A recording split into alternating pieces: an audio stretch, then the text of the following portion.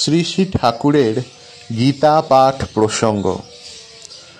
আমরা আমাদের জীবনে শ্রী শ্রী ঠাকুরের সামান্য যেটুকু সঙ্গ পেয়েছি, সেসব সঙ্গ সুখের কথা স্মরণ করলে মনে হয় অনেক সময় না চাইতেই ঠাকুরের অনেক কৃপা পেয়েছি। তিনি স্বতন্ত্র পুরুষ, কাকে কখন কিভাবে কৃপা করবেন সে বিষয়ে কারো কোনো দাবি খাটানো চলে না। এই প্রসঙ্গে শ্রী শ্রী ঠাকুরের কাছ থেকে কিভাবে সমগ্র গীতার পাঠ গ্রহণ করার সুযোগ পেয়েছিলাম সে কথা বর্ণনা করার চেষ্টা করব। ইংরাজির 1976 সালের 23শে জানুয়ারি শ্রী শ্রী ঠাকুর সারা ভারত থেকে বিশেষভাবে নির্বাচিত কয়েকজন শিষ্যকে মহামিলন মঠে প্রায় 3 ঘন্টা ধরে একটি বিশেষ উপদেশ দান করেন। রামেশানন্দজি এই উপদেশকে চরম উপদেশ বলে বর্ণনা করেছেন। কিভাবে জানি না, সম্ভবত পূজনীয় সদানন্দ দাদার অনুচর বলেই আমরাও এই নির্বাচিত শিষ্যদের মধ্যে স্থান পেয়ে গিয়েছিলাম। এই উপদেশ দানের পরেই শ্রী শ্রী ঠাকুর কয়েকজন শিষ্যকে নিয়ে দক্ষিণ ভারতের তীর্থ ভ্রমণে বেরিয়ে পড়েন।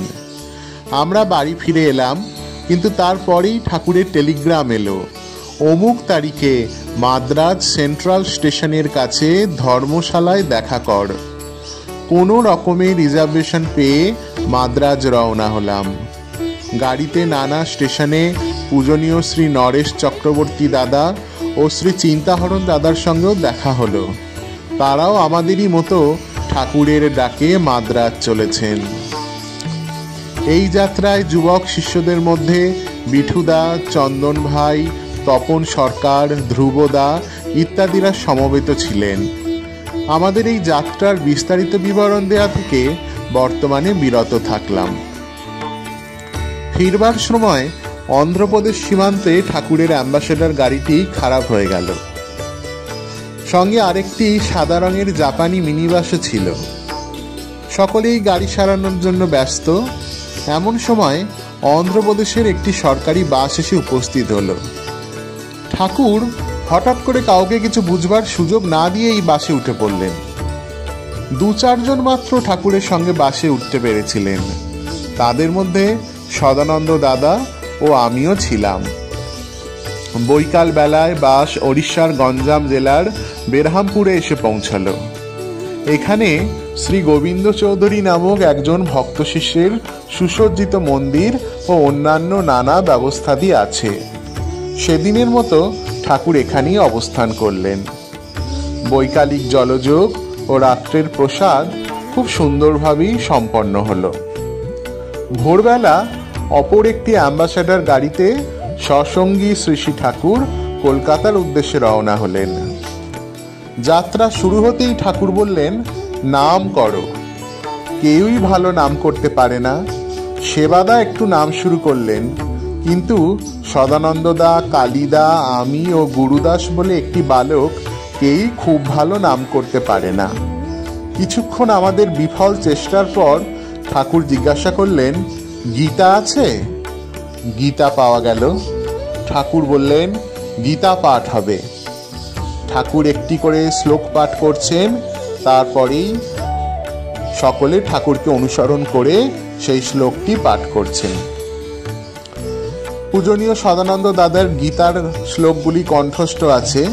তিনি খুব সুন্দরভাবে শ্লোকগুলি পাঠ করছিলেন।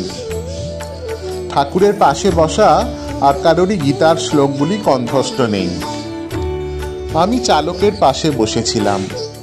ঠাকুর লক্ষ্য করলেন আমি শ্লোকগুলি ঠিক ঠিক পাঠ করছি। তিনি খুব খুশি হলেন।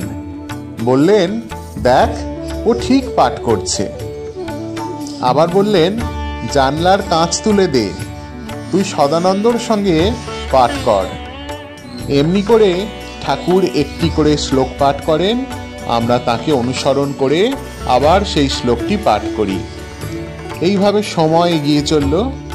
এক একটি অধ্যায়ের শেষে ঠাকুর বিশেষ কোনো কোনো শব্দের তাৎপর্য বুঝিয়ে দিচ্ছিলেন এবং বিশেষভাবে হ্রস্ব এবং দীর্ঘস্বরের উচ্চারণের তফাৎ বুঝিয়ে দিচ্ছিলেন। মাঝে একবার বিশ্রাম নিয়ে ফল প্রসাদ ইত্যাদি গ্রহণের ব্যবস্থা হলো। তারপর আবার পাঠ শুরু হলো। দীর্ঘ যাত্রা ও দীর্ঘ পাঠের পর বেলা প্রায় 1:30টার সময় হাওড়ার কালিদার বাড়ির সামনে গাড়ি এসে থামল। তখনও অষ্টাদশ অধ্যায়ের 3-4টি শ্লোক পাঠ করা বাকি আছে। ঠাকুর কিন্তু গাড়ি থেকে নামলেন না, আমাদেরও হাতের ইশারায় গাড়ি থেকে নামতে মানা করলেন। মায়েরা গাড়ির সামনে জড়ো হয়েছেন, শাঁখ বাজছে, উলুধ্বনি, জলধারার ব্যবস্থা। তার মধ্যেই গীতার বাকি শ্লোকগুলির পাঠ সমাপ্ত হলো। ঠাকুর গাড়ি থেকে নামলেন এবং ভক্তগৃহে অধিষ্ঠানের জন্য অগ্রসর হলেন। দীর্ঘ তীর্থ ভ্রমণের পর কালিদার বাড়িতে সুগন্ধি আতপ চালের ভাত আর আলু পটল বড়ির ঝোলের প্রসাদ সেদিন এই ভোজনরসিক যুবকের রসনায় অমৃততুল্য মনে হয়েছিল। ঠাকুর সন্ধ্যার ট্রেনে গুয়াহাটি যাওয়ার জন্য প্রস্তাব দিলেন, কারণ অনেক রিজার্ভ বার্থ ফাঁকা। ঠাকুরের ভক্ত শিষ্যরা তখনও দক্ষিণ ভারত থেকে এসে পৌঁছতে পারেননি, কিন্তু সদানন্দ দাদা ও আমি দুজনেরই কর্মক্ষেত্রে ফিরে যাওয়ার একান্ত প্রয়োজন বলে এই সুযোগটি গ্রহণ করতে পারলাম না।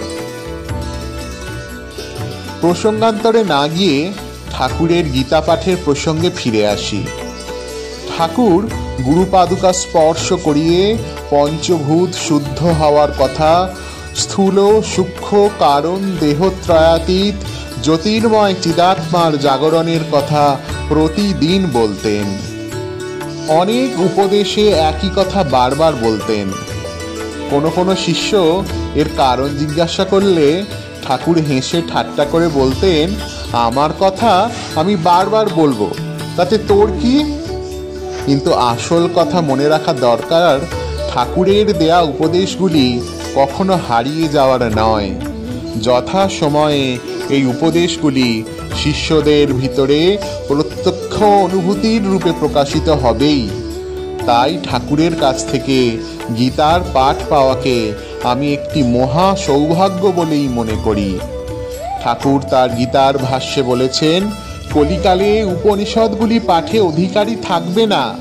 তাই ভগবান শ্রীকৃষ্ণ অর্জুনকে উপলক্ষ করে সমস্ত উপনিষদের সার কলিহত জীবের জন্য গীতার মধ্যে সন্নিবেশিত করেছেন। এবার আর একবার গীতা পাঠের প্রসঙ্গে চলে যেতে চাই। বিবৃত ঘটনার বেশ কিছুদিন পর হরিয়ানার কুরুক্ষেত্রে যে বিশ্ব হিন্দু ধর্মের সম্মেলন হয়েছিল, সেখানে ঠাকুর উপস্থিত ছিলেন। হঠাৎ সেই সম্মেলনের মাঝপথে ঠাকুর পূজনীয় সদানন্দ দাদাকে ডেকে পাঠালেন। আমরাও কয়েকজন তার সঙ্গী হলাম। সম্মেলনের শেষে একদিন ঠাকুর উপস্থিত হলেন।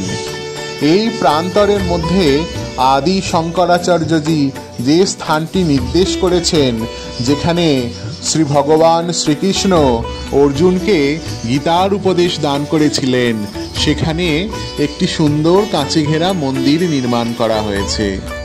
সেখানে রথে উপবিষ্ট ভগবান শ্রীকৃষ্ণের মূর্তি এবং সামনেই উপবিষ্ট গান্ডীবধারী অর্জুনের মূর্তি। সেই মন্দিরের মধ্যে বসে শ্রী শ্রী ঠাকুর গীতার 11 অধ্যায় অর্থাৎ বিশ্বরূপ দর্শন পাঠ শুরু করলেন। ঠাকুর একটি শ্লোক পাঠ করেন, আমরাও সমবেতভাবে আবার সেই শ্লোকটির আবৃত্তি করি।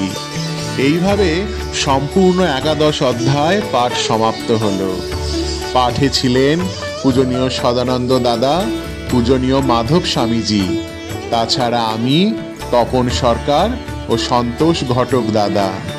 এই পাঠের সময় এমন একটি ভাবঘন স্বর্গীয় পরিবেশের সৃষ্টি হলো যে আমার দৃঢ়ভাবে মনে হলো যে ভিন্ন রূপ ধরে স্বয়ং ভগবান শ্রীকৃষ্ণই যেন গীতা পাঠ করছেন এবং ভিন্ন রূপ ধরে অর্জুনও তার পাঠ শুনছেন। লেখক শ্রী দেবকুমার চক্রবর্তী, কিঙ্কর বিভয়ানন্দ, গ্রন্থসূত্র তোমার কথা।